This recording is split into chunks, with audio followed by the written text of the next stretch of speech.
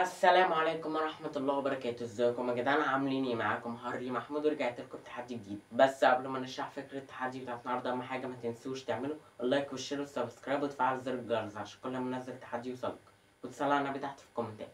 طب يا جماعة، فكرة التحدي بتاعت النهارده هو تحدي كتم من النفس، بمعنى ايه؟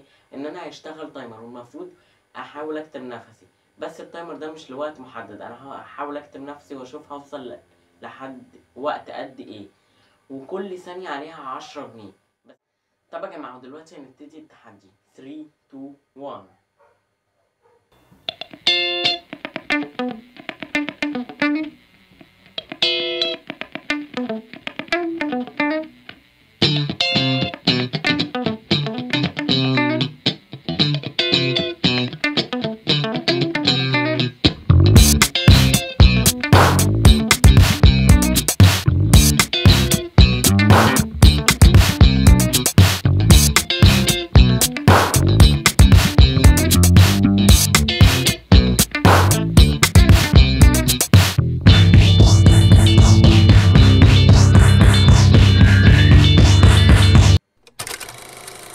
طب يا جماعة قبل ما نكمل التحدي عايزكم تنزلوا تتوقعوا تحت في الكومنتات انا هكمل لكام دقيقة.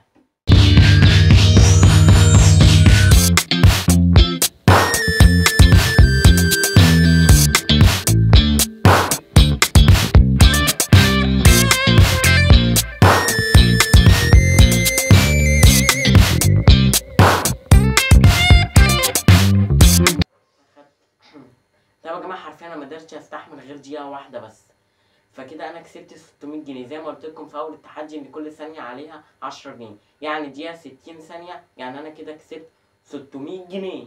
بصوا يا جماعه الفلوس اهي، الجايزه بتاعتي ادي 100 200 300 400 500 600 جنيه يا جماعه. الحمد لله 600 جنيه احسن من ما فيش. بس عارفين يا جماعه كتم النفس ده يعني بجد حاجه صعبه جدا. وبس كده يا جماعه كان التحدي بتاع النهارده خلص. اهم حاجه ما تنساش تعمل لايك شير سبسكرايب وتفعل زر الجرس عشان كل ما انزل تحدي يوصلك. ولو ما شفتش تحدي الالغاز هتلاقيه تحت في الديسكريبشن. بس كده، سلام.